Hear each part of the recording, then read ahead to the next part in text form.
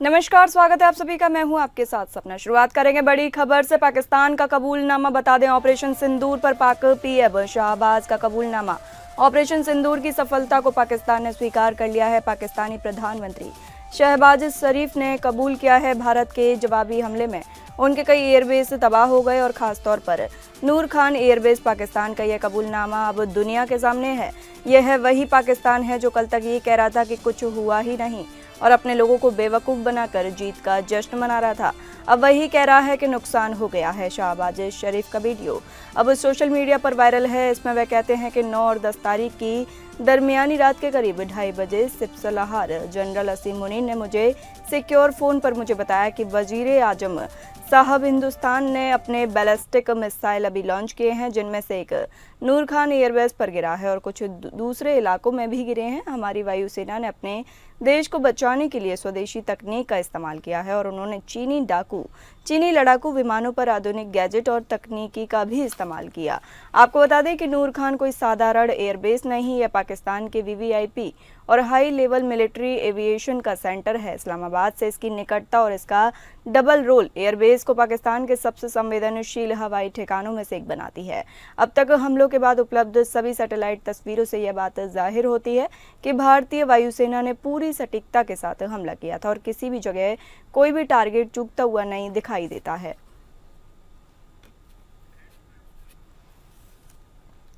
इसी के साथ ही ज्यादा जानकारी के लिए हमारे इनपुट हेड राजीव शर्मा हमसे जुड़े हैं। आपसे जानेंगे, ऑपरेशन सिंदूर पर पाक पीएम शाहबाज का कबूलनामा हुआ है, इस पर क्या कहना चाहेंगे? सपना, ये शहबाज शरीफ ने जो कबूल किया है, ये उन्होंने खुशी में कबूल नहीं किया, ये मजबूरी में कबूल किया है। कल शाम तक ये अपनी जीत का जश्न मना रहे थे और 21 तोपों की सलामी दे रहे थे अपनी फौज को। वहीं एक शाम को एक कार्यक्रम था जिसमें शहबाज शरीफ ने ये कबूल किया है कि उनके कुछ एयरपोर्ट्स पर भारत ने निशाना बनाया है और ये पहली बार है जब उन्होंने इस बात को एक्सेप्ट किया है। इसके कई सारे कारण हैं। एक तो ये है कि जो सैटेलाइट इमेजरी आई है, वो सैटेलाइट इमेजरी पूरी दुनिया में बट गई है। वेस्टर्न मीडिया में बट गई है, सेंट्रल एशिया में बट गई है, इंडिया में मतलब एशिया में तो बटी जा चुकी है। तो अभी तक जो शहबाज शरीफ और आपके ये आसिम मुनीर झूठ बोल रहे थे, वो झूठ का पर्दाफाश हो गया। अब जब झूठ का पर्दाफाश हो ही चुका है, दुनिया जान चुकी है, तब उन्हें मजबूरी में ये एक्सेप्ट करना पड़ा है। और केवल नूर खान नहीं, नूर खान रावलपिंडी में है। रावलपिंडी क्या है? रावलपिंडी पाकिस्तान की एयरफोर्स का हेडक्वार्टर है। ये बहुत बड़ी बात है कि रावलपिंडी जो पाकिस्तान का स्वयं सेना का हेडक्वार्टर है, वहां पर हमारी मिसाइलों ने हमला किया और सटीक हमला किया। इसके अलावा केवल एक नूर खान नहीं है, नूर खान के अलावा शोरकोट में रफीकी एयरबेस है, कराची में भुलारी एयरबेस है, सिंध में जकोबाबाद है, मुरीद के है पंजाब का, सिंध का दूसरा सक्कर एयरबेस है, पूर्वी पंजाब का सियालकोट है, तो पंजाब में एक और पसरूर है, तीसरा चौथा जो है पंजाब का वो चुनियन है, पांचवा जो है सरगोदा है और स्कार्दू है, ये गिलगिट बाल्टिस्तान में है। तो कुल 11 एयरबेस पर उस दिन भारत ने हमला किया।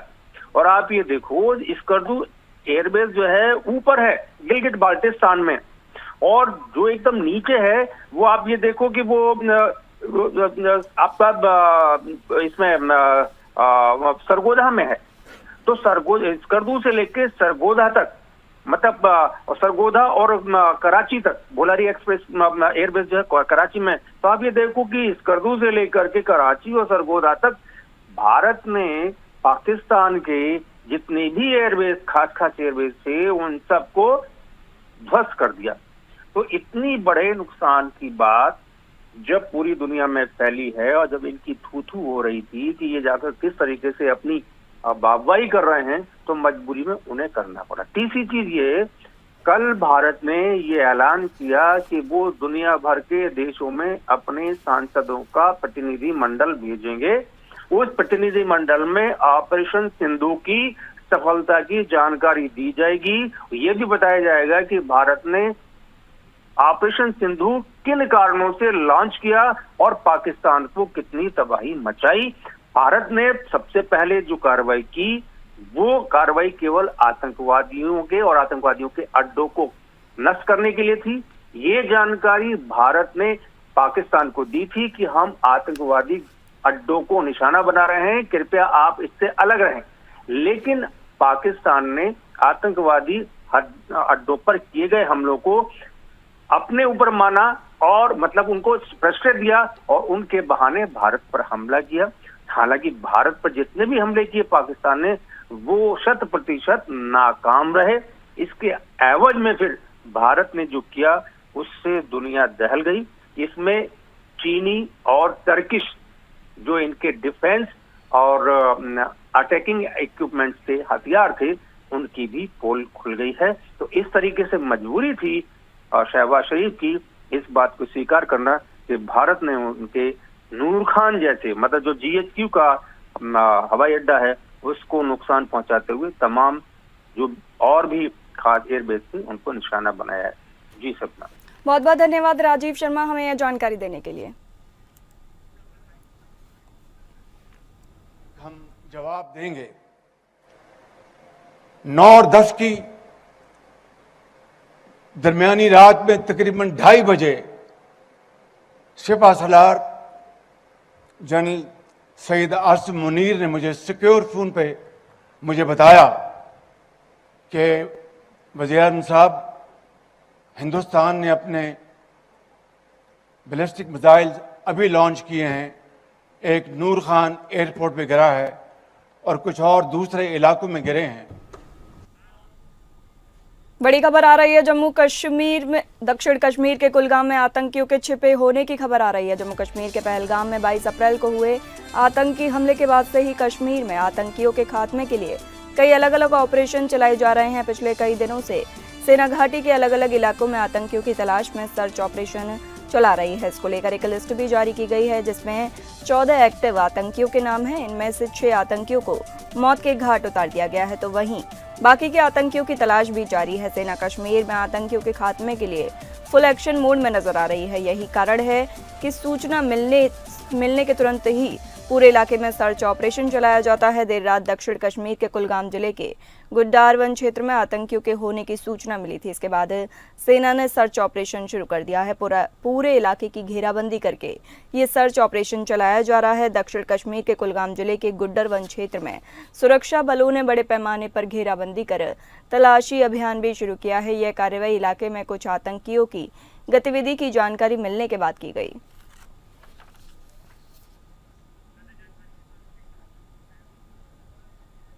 इसके साथ ही ज्यादा जानकारी के लिए हमारे संवाददाता शेख दाऊद हमसे जुड़े हैं। आपसे जानेंगे, कुलगाम में सेना का सर्च ऑपरेशन जारी है, तो ऑपरेशन की क्या स्थिति है?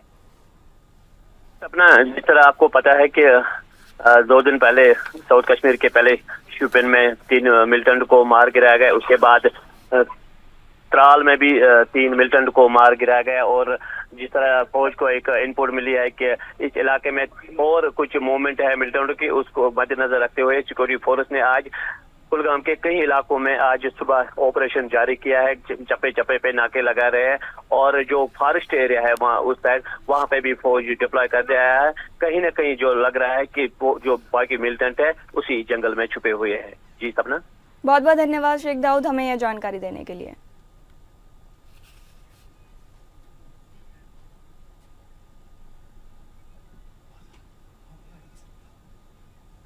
और अगली बड़ी खबर, पूर्व सीएम नारायण राणे को बड़ा झटका लगा है। महाराष्ट्र से ताल्लुक रखने वाले जस्टिस BR गवई के सुप्रीम कोर्ट की बागडोर संभालने के बाद बीजेपी नेता और पूर्व सीएम नारायण राणे को करारा झटका लगा है। यह महज संयोग है कि गवई के CGI बनने के बाद महाराष्ट्र के कद्दावर नेता नारायण राणे पहली गेंद पर बोल्ड हो गए हैं। गुरुवार को CGI ने अपने पहले फैसले में महाराष्ट्र के पूर्व मुख्यमंत्री और बीजेपी नेता नारायण राणे के राजस्व मंत्री रहते लिए गए एक फैसले को निरस्त कर दिया गया। राणे पर आरोप है कि उन्होंने अपने करीबी बिल्डर को पुणे जिले की वन विभाग की 30 एकड़ जमीन दी थी। CGI ने जमीन वन विभाग को वापस कर देने के आदेश देते हुए कहा कि देश भर में ऐसे सभी मामलों की जांच होनी चाहिए जहां नेता अफसर बिल्डर मिलीभगत है। सुप्रीम कोर्ट के फैसले महाराष्ट्र के राजनीतिक हलकों में हड़कंप की स्थिति है। नारायण राणे मोदी 2.0 में केंद्रीय मंत्री थे। इस बार वह मंत्री नहीं है, लेकिन लोकसभा चुनाव जीतने में वह सफल रहे हैं। वह रत्नागिरी सिंधुदुर्ग से लोकसभा सदस्य हैं और उनके बड़े बेटे नीलेश राणे शिवसेना से विधायक हैं, तो छोटा बेटा नितेश राणे बीजेपी से फडणवीस सरकार में मंत्री है। सुप्रीम कोर्ट के इस फैसले को नारायण राणे के लिए सीधा झटका माना जा रहा है, क्योंकि अब वह बीजेपी में है। ऐसे में इस मुद्दे पर सहानुभूति में भी राजनीतिक बवाल शुरू होने की संभावना व्यक्त की जा रही है। फडणवीस सरकार में भी अभी राजस्व मंत्री की जिम्मेदारी प्रदेश अध्यक्ष चंद्रशेखर बावनकुले के हाथों में है। सुप्रीम कोर्ट के इस फैसले को लेकर विपक्ष में खास तौर से उद्धव ठाकरे की पार्टी को राणे पर आक्रामक हो सकती है।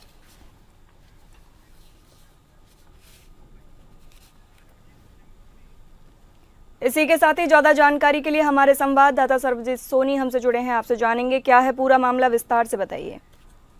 जिस तरह से महाराष्ट्र के पुणे के कोंडवा परिसर में वन विभाग की जो जमीन थी 60 एकड़ 30 एकड़ की 2 जमीन थी, जिसमें नारायण राणे ने जब राजस्व मंत्री थे तब वहां पर प्रॉपर्टी का निर्माण किया गया था, जिसमें 1550 फ्लैट बनाए गए थे, 3 क्लब हाउस थे और 30 रो हाउस थे। हालांकि इस मामले को लेकर पूरी तरह से जब अब सुप्रीम कोर्ट का जो फैसला आया है, उसकी जो जमीन है उसे रद्द करने की मांग की है, तो कहीं न कहीं नारायण राणे को एक बड़ा झटका लगता हुआ नजर आ रहा है। हालांकि इस मामले को लेकर अब देखना है कि विपक्ष की तरफ से क्या प्रक्रिया दी जाती है, और जिसमें हालांकि मामले की कई सालों तक जांच चलती रही, जिसके बाद ये फैसला आज जो है कल सुनाया गया है। तो इसमें कहीं न कहीं नारायण राणे की प्रतिक्रिया क्या है, अब ये भी देखना है, और विपक्ष की तरफ से इस पे क्या प्रतिक्रिया जाती है, अब ये भी देखना बाकी है। जी बहुत बहुत धन्यवाद सर्वजीत, हमें ये जानकारी देने के लिए। बताते चलें कि सुप्रीम कोर्ट के इस फैसले को नारायण राणे के लिए सीधा झटका माना जा रहा है, चूंकि अब वह बीजेपी में है। ऐसे में इस मुद्दे पर राजनीतिक बवाल शुरू होने की संभावना व्यक्त की जा रही है। फडणवीस सरकार में भी राजस्व मंत्री की जिम्मेदारी प्रदेश अध्यक्ष चंद्रशेखर बावनकुले के हाथों में है। सुप्रीम कोर्ट के इस फैसले को लेकर विपक्ष में खास तौर से उद्धव ठाकरे की पार्टी में राणे पर आक्रामक हो सकती है। बता दें, सुप्रीम कोर्ट के इस फैसले को लेकर नारायण राणे के लिए सीधा झटका यह माना जा रहा है। महाराष्ट्र से ताल्लुक रखने वाले जस्टिस BR गवई के सुप्रीम कोर्ट की बागडोर संभालने के बाद बीजेपी नेता और पूर्व सीएम नारायण राणे को करारा झटका लगा है। यह महज संयोग है और गवई के CJI बनने के बाद महाराष्ट्र के कद्दावर नेता नारायण राणे पहली गेंद पर बोल्ड हो गए। गुरुवार को CJI ने अपने पहले फैसले में महाराष्ट्र के पूर्व मंत्री और बीजेपी नेता नारायण राणे के राजस्व मंत्री रहते लिए गए एक फैसले को निरस्त कर दिया। राणे पर आरोप है कि उन्होंने अपने करीबी बिल्डर को पुणे जिले की वन विभाग की 30 एकड़ जमीन दी थी। CJI ने जमीन वन विभाग को वापस कर देने के आदेश देते हुए कहा कि देश भर में ऐसे सभी मामलों की जांच होनी चाहिए जहां नेता अफसर बिल्डर मिलीभगत है। सुप्रीम कोर्ट के फैसले से महाराष्ट्र के राजनीतिक हलकों में हड़कंप की स्थिति है।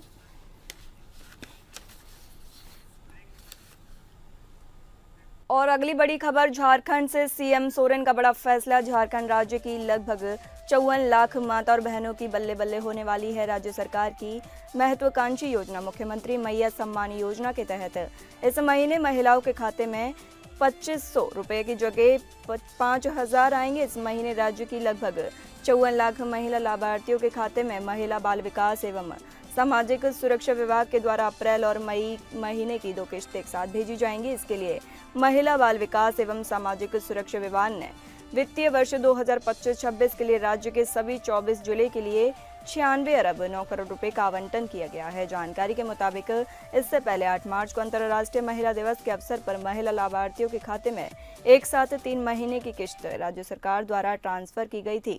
विधानसभा चुनाव 2024 में यही महत्वाकांक्षी योजना एक बड़ा गेम चेंजर साबित हुई है और मुख्यमंत्री हेमंत सोरेन के नेतृत्व वाली महागठबंधन को 56 सीटों के साथ प्रचंड जीत हासिल हुई थी। राज्य की जनता ने हेमंत सोरेन की सत्ता में वापसी कराई थी।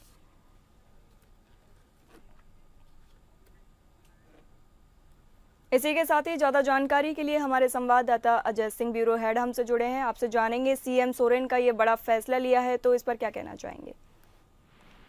देखिए, सपना जो है झारखंड के मुख्यमंत्री हेमंत सोरेन की जो सबसे महत्वाकांक्षी योजना है वो है मैया सम्मान योजना, जिसके देखा जाए, यूं कहा जाए कि ये जो है झारखंड सरकार में जो दूसरी बार जो है हेमंत सोरेन की जो ताजपोशी हुई थी, वापसी हुई थी, उसका जो सबसे प्रमुख कारण रहा था वो मैया सम्मान योजना। तो इसके लिए जो मुख्यमंत्री जो है वो कृत संकल्प है कि चाहे किसी भी तरीके से हो, वो जो है वो भैया मैया सम्मान योजना है उसको पूरी तरह उसको लागू करके और उसको 100% आगे भी बढ़ाया जाएगा।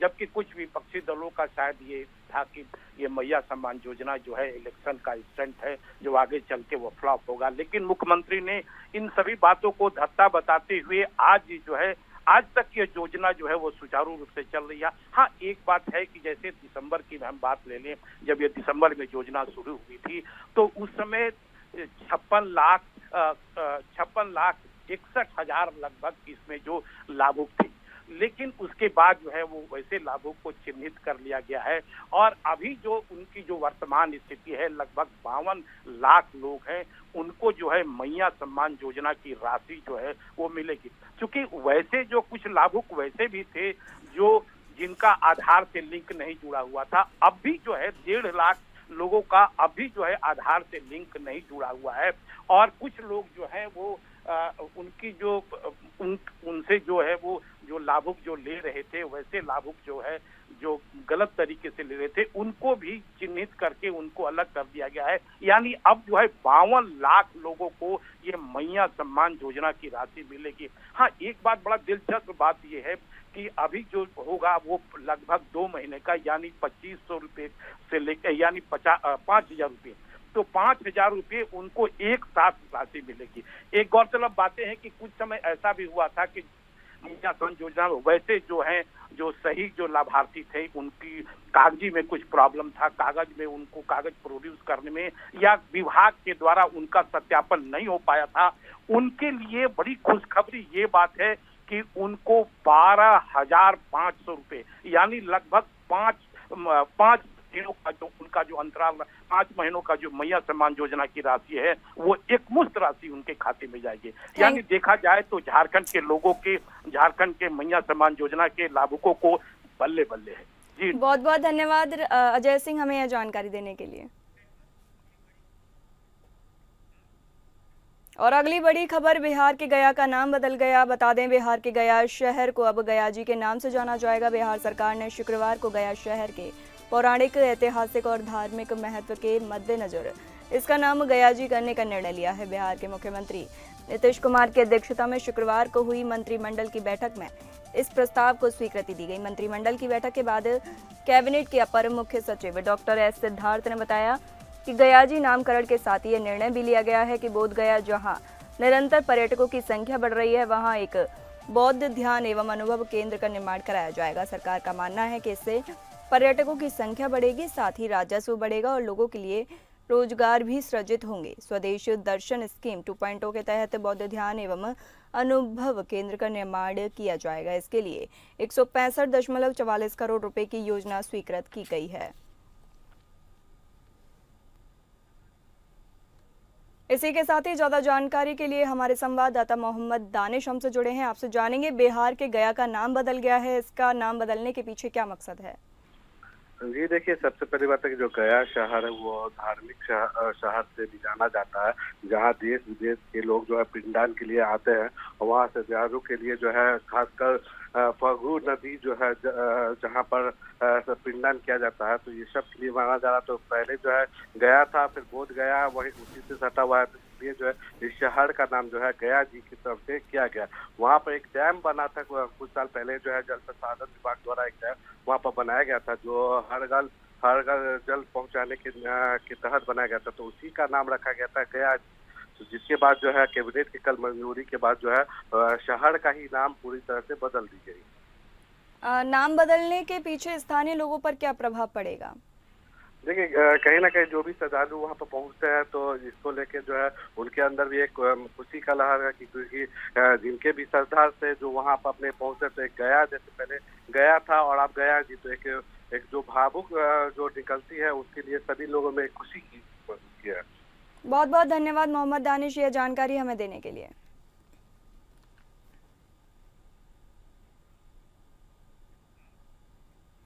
फिलहाल इस बुलेटिन में इतना ही। नमस्कार।